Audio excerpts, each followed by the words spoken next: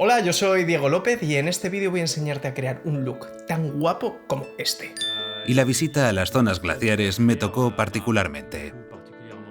Vamos a ver dónde colocamos cada luz, cómo encuadramos y cómo jugamos con el entorno para conseguir esa sensación hogareña o, bueno, como decía el director del documental cuando íbamos a grabar esta entrevista, decía, yo quiero un look de cabaña. Estoy grabando con luz natural, ¿vale? Así que si va cambiando esto, si de repente el fondo está más oscuro, menos oscuro, etcétera, pues bueno,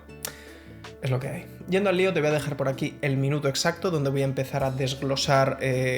lo que es la escena en sí, de cómo la grabamos y cómo pusimos las luces, etcétera. Pero antes, si te interesa, voy a contarte un poco qué es esta entrevista, por qué la grabé y dónde puedes verla en caso de que te interese. Esta entrevista pertenece a un documental en el que estuve trabajando ahora ya era como 2 años casi, creo yo,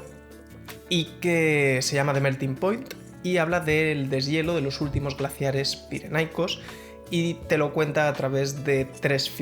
investigadores que se dedican precisamente al estudio de estos glaciares. En estos momentos no vais a poder ver el documental en sí porque está en pleno recorrido de festivales, pero lo que sí os puedo enseñar es un brevísimo adelanto del tráiler que hicimos de este documental y que lo vas a poder ver justo ahora.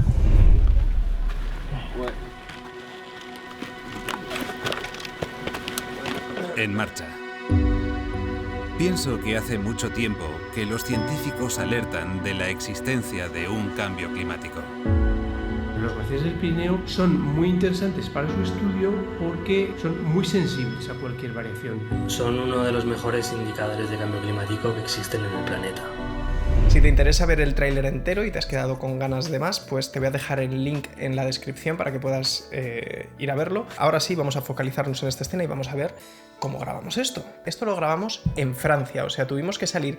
hiper temprano, yo no sé si eran las 4 de la mañana o las 5 de la mañana cuando tuvimos que ir, porque, bueno, necesitábamos, aparte de grabar la entrevista en sí de Pierre, que es el entrevistado en este caso, teníamos que grabar eso, con todo lo que implica montar el set en un sitio que nunca habíamos estado, teníamos que analizar, pues, a ver, pues lo grabamos aquí o allá, o dónde ponemos las luces, aquí o acá.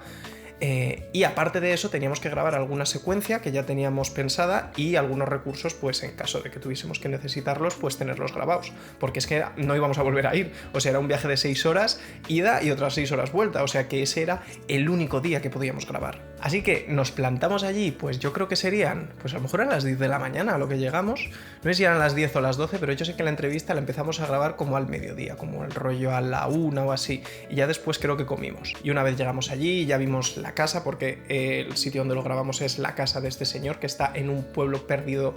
por las montañas en Francia. Ya decidimos que en el encuadre no queríamos grabarle exclusivamente a él. Me explico. Es decir, queríamos grabarle a él, pero queríamos también como 2 tipos de planos. Uno centrado en él, pero uno un poquito más abierto en el que viésemos esa estancia, esos colores anaranjados, marrones que nos gustaron, que de hecho nos hablaba también un poquito del personaje, un poquito del entrevistado en este caso, y que de hecho todas estas cosas suman a la hora de entender, por ejemplo, en una entrevista como esta, quién es esta persona, dónde estamos, en fin, detalles que al final lo que van a hacer es sumar a tu historia. Además tuvimos la suerte de que precisamente tenía la estancia esos colores, como digo, anaranjados, marrones, esos muebles de madera, con lo que podíamos al final conseguir ese look cabaña que me decía Adrián. Entonces, a la hora de iluminar esta escena, el principal problema al que nos enfrentábamos era que la estancia estaba chula, te daba mucho juego, pero estaba toda llena de ventanales, o sea, entraba la luz por todos lados, pero en este caso lo que hacía era que todo tenía, por así decirlo, todo era muy plano, toda la luz era igual. Entonces en estos casos, cuando tienes una cantidad ingente de luz y no puedes luchar contra ella, recomendación, consejo que yo he aprendido con el tiempo, es que si no puedes vencerle, únete a él. Así que decidimos hacer la entrevista en esta mesa precisamente para poder iluminarle con las 2 ventanas que él justo tenía, que tenía una enfrente y otra al lado derecho, y que vais a poder ver en este vídeo que grabé con el móvil, y aquí se puede apreciar. Esto tiene un peligro y es que al final la luz natural cambia, pero en ese caso el día estaba despejado, no había nubes que pudiesen colarse a través del sol y de repente hacer cambios bruscos en las sombras, y como Creímos que no se iba a alargar mucho la entrevista, que iba a ser una entrevista rollo pues unos 40 minutos, como mucho 1 hora, y de hecho estábamos al mediodía, el sol estaba en la parte alta y aunque se moviese no se iba a percibir. Consideramos que era una buena oportunidad pues, para iluminarlo con las propias ventanas del sitio. Una vez que ya sabíamos cómo iba a estar iluminado nuestro entrevistado, ahora tocaba lo difícil. ¿Qué hacemos con el fondo? Lo que se nos ocurrió en ese momento era que, aprovechando los colores de la estancia, podíamos jugar un poco con las temperaturas de color. ¿Esto qué quiere decir? Pues que si la luz que iluminaba a Pierre era una luz más diurna, en torno a los 5600 o los 6000 grados que te proporciona la luz del día, el fondo, aprovechando también los colores de la madera anaranjados que tenía la propia estancia, sumado con una luz más cálida que la que nos proporcionaban las ventanas, como es el caso de estas cabezas rojas que os he enseñado en anteriores vídeos y que he usado 8000 veces y que emiten una luz aproximadamente de 3200 grados Kelvin, nos iba a dar un fondo mucho más anaranjado que iba a contrastar más con un primer plano más azulado gracias a la luz que nos proporciona la luz del día,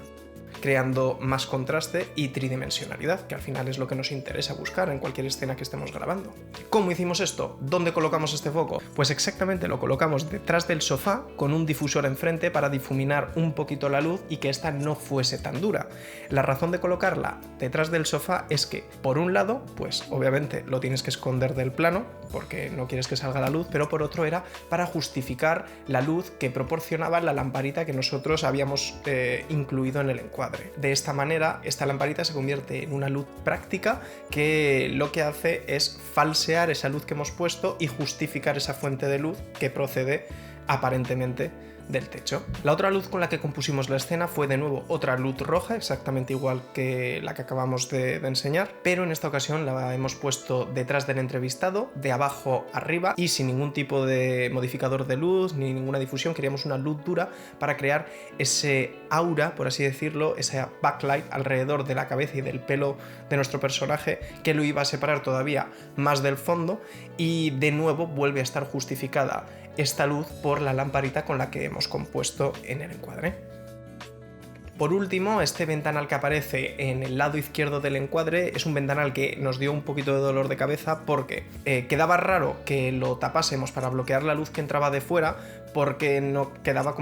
quedaba antinatural, no quedaba bien. Pero por otro lado, si lo dejábamos abierto, para ganar en naturalidad, entraba toda la luz del sol y al final pues se nos fastidiaba toda la iluminación que habíamos creado en el fondo. Con lo cual, la solución que encontramos a esto, después de darle muchas vueltas y con la ayuda de Pierre, que fue un máquina, es que el tío tiene 8000 cosas de montaña, evidentemente, vive en la montaña, y nos dejó el suelo de una tienda de camping para poder colocarlo en la parte de fuera de la ventana. De hecho, lo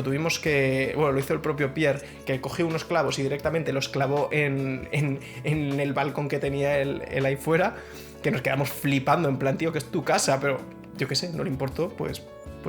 oye, genial. Y de esta manera, con este suelo de camping, que era al final una tela negra, lo que hacía era bloquear toda la luz que entraba directamente a través de esta ventana, pero al colocarlo un poquito separado de la ventana permitía entrar un poquito de luz que se rebotaba pues de las paredes de fuera, del propio balcón, de la madera, etcétera, lo que nos hacía ganar algo de textura en el propio encuadre, en las cortinas y en la ventana, pero no era una luz tan fuerte ni con tanta potencia que se colase dentro de la estancia, con lo cual podíamos seguir manteniendo esa iluminación que habíamos creado al principio. Y ya está, yo creo que ya no hicimos nada más, así que nada, espero que os haya gustado este vídeo, que os pueda inspirar a crear vuestros propios esquemas de iluminación, a mejorar como realizadores. Y nada, like, suscribiros si os ha gustado, si queréis que suba más contenido de este tipo,